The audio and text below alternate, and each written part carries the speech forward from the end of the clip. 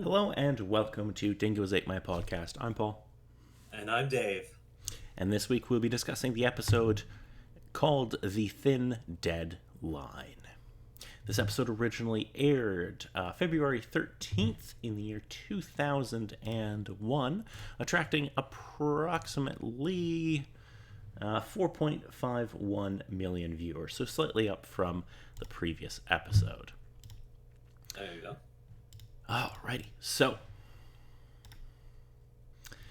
now for video games this week, what would we have been playing? Well, you see, we've only got one game to talk about. Huh. So it's easy, so it's a question of which one, I suppose. And normally we try to keep to North American releases, but I don't remember if we brought this up or not when it released in North America, but it just released in Europe in our timeline. So it is Final Fantasy IX. Ooh, lucky them. Yes, I am not by any stretch of the imagination an expert on the Final Fantasy games. But hey, whatever makes people happy. Yeah. Alrighty, now for the number one song in America. Any guesses what it would be for this week?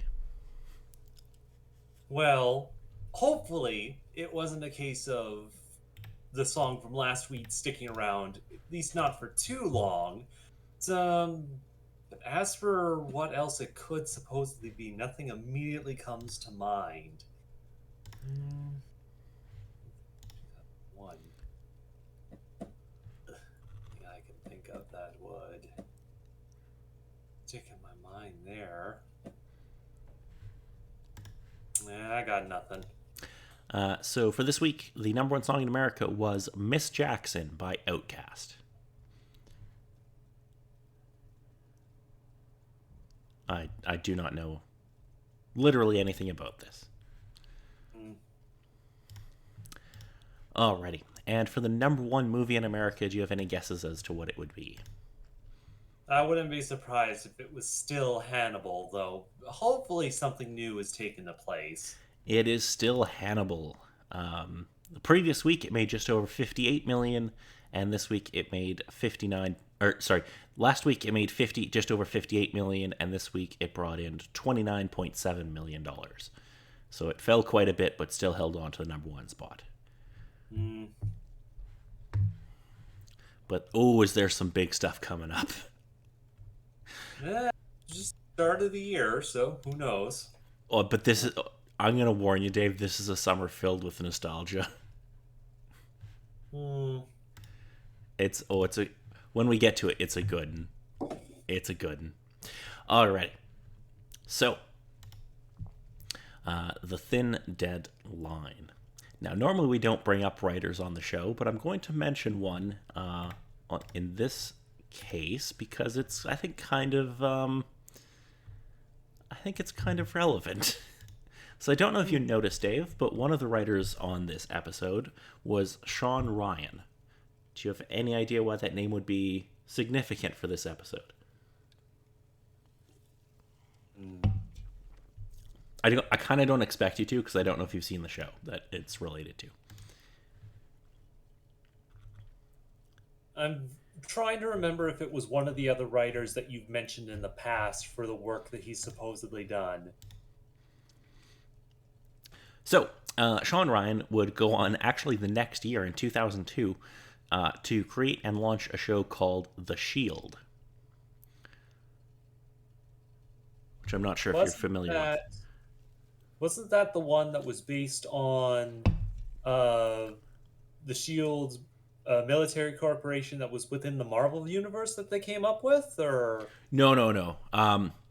The Shield was a series about a. How do I explain the Shield very quickly? Okay. So it was about a it took place in Los Angeles, and it was about a. They referred to themselves as the strike team. It was a group of cops that basically were given a lot of latitude in how they handled taking down more violent and notorious like gangs and stuff. And they were all very, very, very corrupt.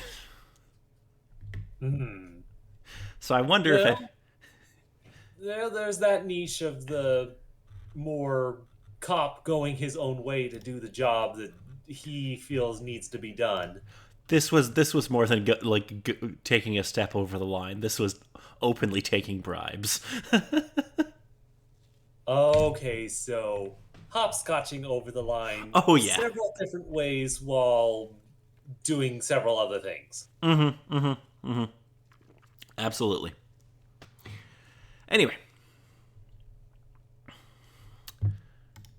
so this episode. A friend of Virginia brings her daughter to the soon to be renamed Angel Investigations, asking them to remove the eye that grew out of the back of her head after she was attacked by an unseen assailant. Seems like a reasonable request. Yeah, a bit. Wesley assures the mother that they will find a way to get rid of the eye. Meanwhile, Angel is also feeling the increasing weight of his self imposed solitude as he walks around the hotel lobby and stands at the desk where his team used to gather. He can't help but feel lonelier than ever, and in a fit of anger, he shoves a pile of papers off the desk. At a teen shelter, two teens show up after curfew in search of safety, and their fear convinces shelter administrator Anne to make an exception to the rules. Kenny explains that he and Len were unfairly attacked by a policeman, which has been happening to other street kids as well, and takes the problem to Gunn at Angel Investigations. He accompanies her back to the shelter and questions the kids about the incidents with the police. Angel, who serendipitously trailed Gunn, is attacked by a policeman while standing outside. Angel fights back, but the officer rises every time he's knocked down, until the vampire kicks the cop's head completely off, and even then the head keeps talking for a moment. When Angel asks Detective Kate Lockley to look up the dead cop's badge, she finds that he's been dead for 6 months. More sleuthing reveals that someone is putting dead cops back on the streets as zombies. Oh, they're zombies. I love zombies. Cordelia rants about. And I'm not surprised in that sort of case.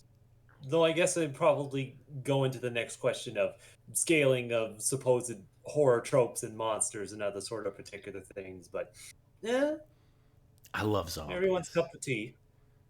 Zombies are good. Anyway, Cordelia rants about Gunn's decision to call in several members of his old crew to deal with the police, but she and Wesley resolve to go back him up anyway.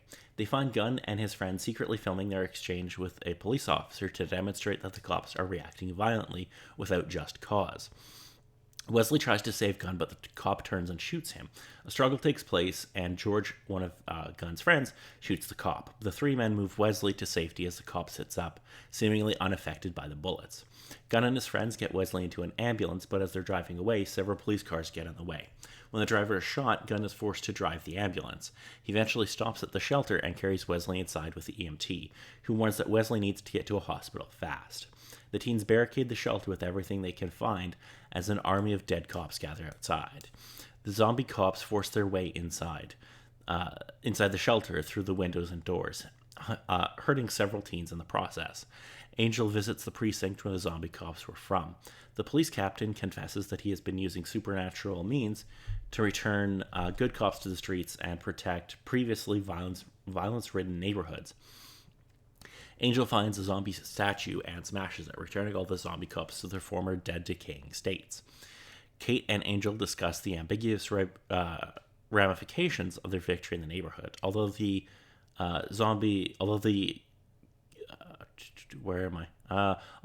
killer zombies are gone, the criminals that they drove out are now free to return. And Kate confides in Angel that this job is making her crazy. Meanwhile, standing outside Wesley's hospital room as he recovers from his gunshot wound, Angel encounters Cordelia, who tells him that he should just stay away from them. So that was The Thin Dead Line. So what did you think of this episode, Dave? Ooh, again, you weren't kidding from last week, saying that this was topical in certain cases, though it has been a couple of years from the particular incident of when it happened. Still, on the whole, it's an interesting kind of concept of taking the horror aspect of zombies, concern of that, and throwing the addition onto that they're police officers, in the kind of case of, ew, that just adds a new level of concern onto it. Yeah, I think it's a really fun episode. I kind of part of me wishes that this there was more of them like hiding out in the shelter and kind of fighting back because I really love the movie and I'm sure you've never seen it, but there's a movie called Assault on Precinct 13 that Okay. that's like a favorite of mine where basically like a highway patrol officer and some criminals and like a secretary have to defend this Los Angeles precinct against a street gang for the night, and it's great. I see. And I kind of wish there was That's a bit more of that. Yeah, just with remembering the bit from the episode of their protection of everything, there's not too much that I think they could have done aside from extending it, but that might have played it on a little bit too long. At the very most, there was the little subplot of an additional person that was at the shelter that kind of had his own way of thinking, wasn't really concerned about anyone else's protection or anything like that. That Gunn knew he was a bad sort of cause, and most likely, if other people didn't intervene, he probably would have made the situation worse.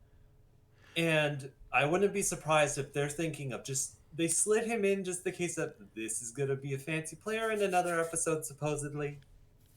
I guess we'll have to find out. So Indeed. there are a couple of little things I wanted to bring up about this episode. Well, really one major one. Mm. I feel like, and I don't know for sure, but I feel like when they wrote this episode, they had just watched Maniac Cop because this is very Maniac Cop. And I don't expect you to know what Maniac Cop is, but it's basically about a zombie police officer who goes around killing criminals. For some reason, that gives a mild twinge of familiarity. I think I maybe remember seeing a clip while I was surfing the web. You I might think have. it's supposedly a buddy cop movie, but one of them gets bitten by a zombie and he still works before he succumbs to his infection and whatnot, sort of thing. No, no, no. This is very much. This is very much he's just a zombie and kills criminals and stuff. From memory, I mean, I haven't seen this movie in probably 5 years at this point, but I don't remember it being a buddy cop thing. I could be wrong, but I remember enjoying it thoroughly. Well, the one particular thing before this discussion after watching it is the case of how old is this supposed concept? And I'm pretty sure that it would most likely be previous movies is like, yeah, throw cops and zombies in some sort of case, whether they're fighting them, they are them, or other particular things. Oh yeah, no, I'm sure Maniac Cop wasn't the first one. It just was like I'm gonna say probably like one of the first more. I feel like Maniac Cop was pretty successful. So anyway, for international titles for this episode, I don't know if the French one is great or if it's terrible. Hmm. So you're gonna have to help me decide here, Dave. So Right. we'll start with German though because it's not so good. So in German it translates as the Night of the Zombies, That's only part of the issue. It doesn't even bring in the other fact of it. but in French it translates as the Order of the Living Dead. Hmm. And I kind of love that. Yeah, a little bit there. Oh, I don't know.